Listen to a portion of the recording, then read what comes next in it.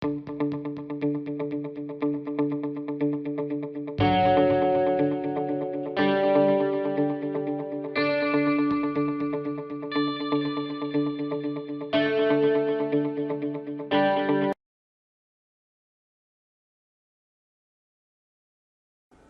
Speaker, sir, a serious situation is now prevailing in Telangana. I find it is a very difficult subject to speak on. Some friends said that it is an emotional problem. Besides being an emotional problem, the people of Andhra Pradesh are also emotional. So this becomes doubly emotional. Apart from that, we have to view this as a problem because, after all, this kind of thing might rise again in some other parts of India. If we have to face it in other states, we must look into this problem in depth. The problem is the confidence of the people of a particular region is lost in the administration. That has to be faced.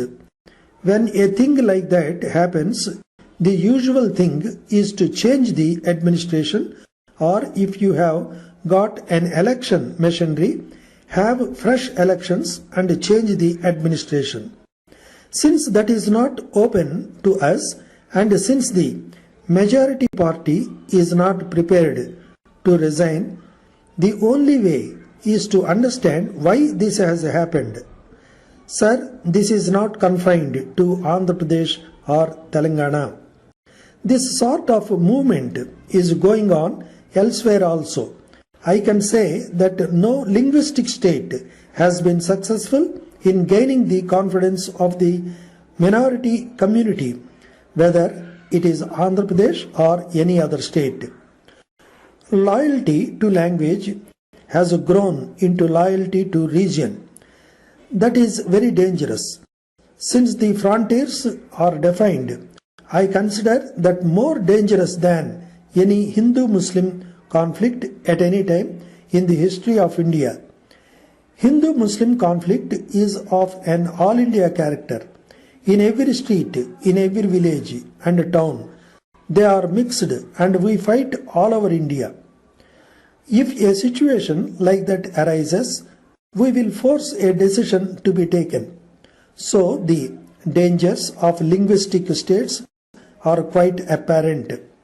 Mr. Speaker, sir, the other day the Home Minister said that we should not equate linguistic provinces with the national state. Language is a big binding force and also an emotional force. When your frontiers are prescribed, the people of one language function as one nation. In fact, though in theory they may be part of a federation, people in one small linguistic province feel more intensely and they are more nationalistic. There is a great danger in this fact. Our states are like countries.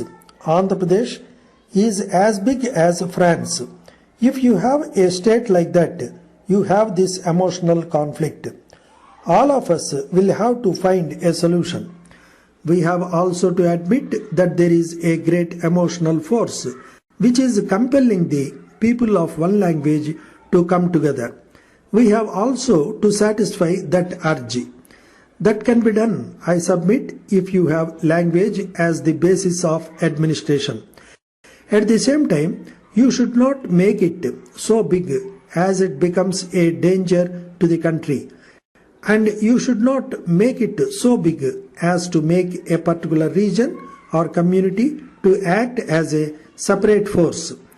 The best thing would be to divide the country into a number of small states. The language principle is there. Having administrations in regional language is there. Once you have smaller states, automatically the center becomes stronger because the constituents are very small. While if the states become bigger and stronger, the center becomes weaker and weaker. This danger becomes more impressive when you realize that the future makeup of the government is to be on the coalition system based on multi-party system. Coalition governments are, after all, weak governments. Therefore, the centre also becomes weaker. Madras, 10th January 1972. To the Commissioner of Police, Madras, dear Sir, as the President of the Public Welfare Association, Egmore, Madras, I would like to draw your kind attention to an editorial in the Hindu of yesterday date on road accidents and to mention the following facts which also contribute to increase in accidents. Firstly, the platforms of city roads are full of ditches and rubbish so that the people are often driven to walk on the roads. This makes the vehicles choose the middle or the right side of the road to avoid the pedestrians. Secondly, 3 or 4 cyclists ride abreast, thus leaving little space for other vehicles.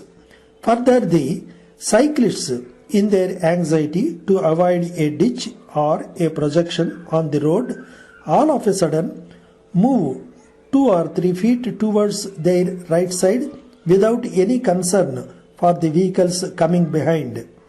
Thirdly, indiscriminate crossing by the pedestrians at places even where crossing is prohibited led to major accidents occur on account of reckless crossing by people. The Commissioner of Police may speak to the transport authorities and request them to test each and every vehicle before it is let out for the day's trips. The corporation may be requested to broaden the roads for the increased traffic vehicles. The loudspeakers diverting the minds of the people on the road should be silenced. Yours faithfully.